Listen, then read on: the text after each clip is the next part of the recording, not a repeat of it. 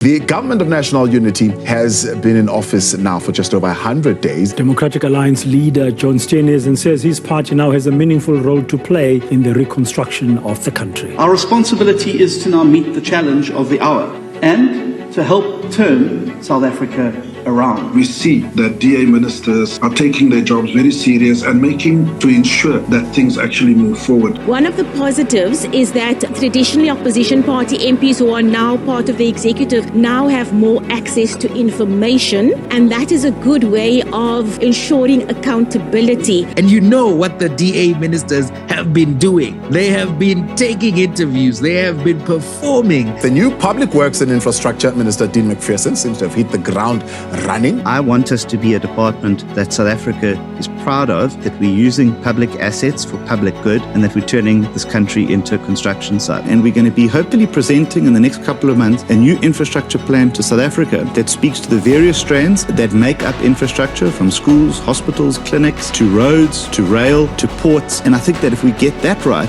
we can really start to hit our targets. The Basic Education Minister, Sifiwe Kwarube, blocked a dodgy tender for 10 billion rands. Not 10 rands, 10 billion rands. It's an honor to have this role, but also I understand the enormity of it. We are seeing very positive developments since the formation of the Government of National Unity. International investors are seeing this, they see that there is a seriousness and a commitment, and they like it. Agri-SA says it's looking forward to a collaborative and productive relationship, working together with the newly appointed Agriculture Minister, John Steenhuisen. Farmers and farm workers are our country's greatest asset, and it's very, very important that everyone involved in the sector, from a farm worker to a large commercial farmer, feels that they have a department that is on their side and speaking out for them. Industry players in the communications industry have welcomed the appointment of Solly Malatsi as the new Minister of Communications and Digital Technologies. What excites me about the new appointment is that he's significantly younger. He's grown up in an environment where he would be comfortable with digital technologies. I think that what he'll bring to the party is a new perspective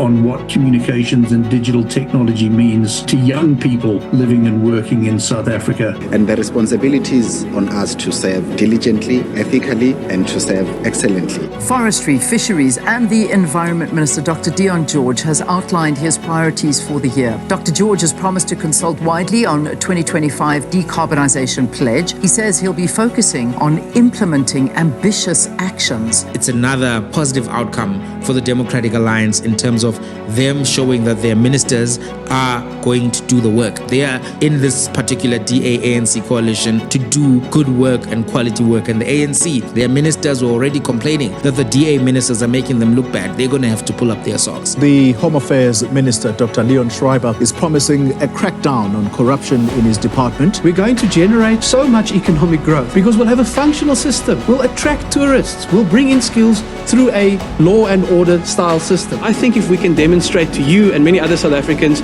over a period of time that things can get better, even at a place like Home Affairs, we have the potential here to really restore hope that South Africa itself can actually get better. But I want to also be clear that what we will not do is to shy away from conflict when we are confronted with serious and lasting damage to our country or its constitution or the things that underpin our democracy. The DA will not crash the government unless the government is crashing the economy or trashing the constitution. DA at work, rescuing South Africa.